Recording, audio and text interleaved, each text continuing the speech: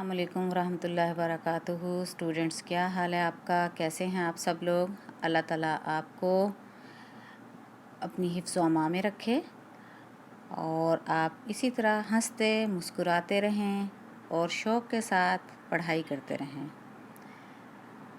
Students, ये आपको screen पे नज़र आ रहा है, सबक है कायदे आज़म रहमतुल्लाह अलैह। ये जो छोटा रे और हे होता है ना, इसका मतलब होता है रहमतुल्लाह अलैह, यानी अल्लाह उन पे अपनी रहमत फरमाए। कायदे आज़म ने फरमाया। जी, अब आप मुझे बताएंगे कि कायदे आज़म कौन थे? ये कायदे आज़म की तस्वीर मैं आपको थोड़ी बड़ी करके दिखाती हूँ। ये देखिए कायदे आज़म, पहचानते हैं आप इनको? कायदे आज़म कौन थे? शाबाश, बहुत लायक बच्चे हैं माशाल्लाह। जी, कायदे आज़म वो शख्सियत हैं जिन्होंने पाकिस्तान बनाया था, दिन रात कोशिश की थी और हमें पाकिस्तान लेके दिया था। किससे हासिल किया था पाकिस्तान? अंग्रेज़ों से। Very good. जी, चलिए अब हम अपने सबक का आगाज़ करते हैं। इस सबक के अंदर कुछ मुश्किल अल्फाज हैं जिन्हें मैंने अंडरलाइन किया हुआ है, साथ साथ मैं आपको उनके मीनिंग भी बताती जाऊंगी और आपने उनको भी अंडरलाइन करना है और साथ साथ पढ़ना है आपने मेरे, ठीक है? कायदे आज़म रहमतुल्लाह अलैह ने फरमाया, आधी रात का वक्त था, कराची का सारा शहर खामोशी और तारीकी को अंडरलाइन कर लें। तारीकी का मतलब होता है अंधेरा, ठीक है, में डूबा हुआ था। लोग गहरी नींद में मदहोश थे। मदहोश कहते हैं बेहोश, जिसे कोई होश ना हो। जब हम सो जाते हैं तो हमें कोई होश रहती है? हम कहाँ हैं, किस जगह लेटे हुए हैं, कोई होश नहीं रहती। लेकिन एक 2 मंजिला मकान का एक कमरा अभी तक रोशन था। रोशनी की किरणें खिड़की से छन छन कर बाहर आ रही थीं।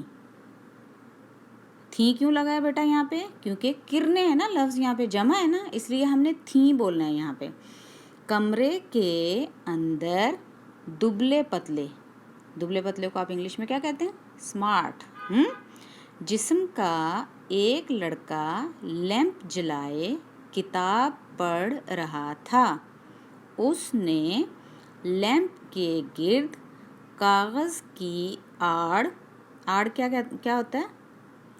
यानी उसने वो दीवार की तरह खड़ा कर रखा था, उसको खड़ी कर रखी थी, रुकावट कहते हैं ना वैसे तो, ताकि दूसरे लोगों तक लैंप की रोशनी ना पहुँचे। वो अपने मुताले, ये लफ्ज़ देखें बेटा, मुताले, ये देखें, मुताले को अंडरलाइन करें, में इस कदर महव था यानी मगन था, इतना मसरूफ़ था कि उसे रात गुज़रने का एहसास तक ना हुआ। वो मुसलसल पढ़े जा रहा था। बराबर के कमरे में घर की कुछ ख़वातीन सो रही थीं। अब थी आया ना लफ्ज़, क्यों आया है? क्योंकि ख़वातीन आया है।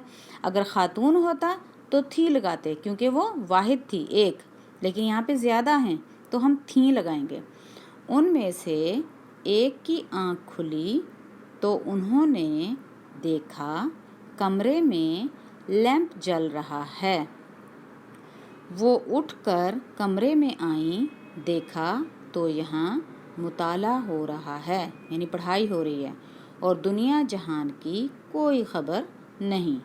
उन्होंने कहा, भैया शायद तुम्हें पता नहीं चला, आधी रात गुज़र चुकी है, पढ़ना ख़त्म करो और आराम से सो जाओ।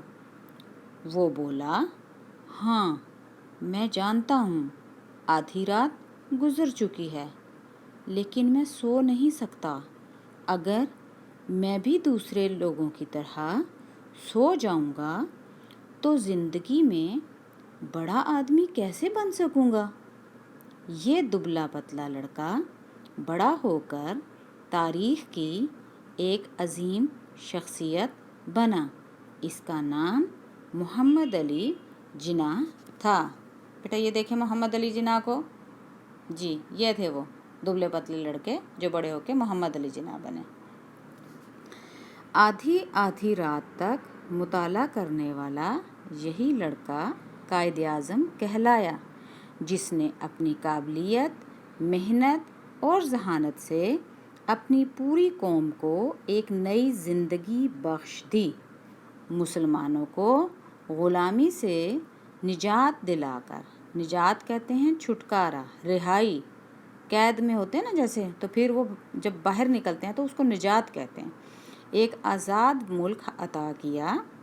وہ ملک ہمارا پاکستان ہے، یہی ہمارا پاکستان ہے، ٹھیک ہے۔ پاکستان حاصل کرنے کے لیے قائد اعظم نے مسلمانوں کو ایک جھنڈے تلے جمع کیا اور ہر طرح کے مصائب کیا ہوتے ہیں؟ تکلیفوں کا مردانہ وار، اب یہ مردانہ وار لفظ ہے نا، مردانہ مطلب بہادری، مردانہ بہادری کو کہتے ہیں، مردانہ وار بہادری سے مقابلہ کیا۔ وہ اپنے ساتھیوں سے کہا کرتے تھے، ہم جتنی زیادہ تکلیفیں سہنا کیا ہوتا ہے؟ برداشت کرنا، اور قربانیاں دینا سیکھیں گے، اتنی ہی زیادہ پاکیزہ یعنی صاف ستھری، خالص اور مضبوط قوم بن کر ابھریں گے، جیسے سونا آگ میں تپ کر کندن بن جاتا ہے۔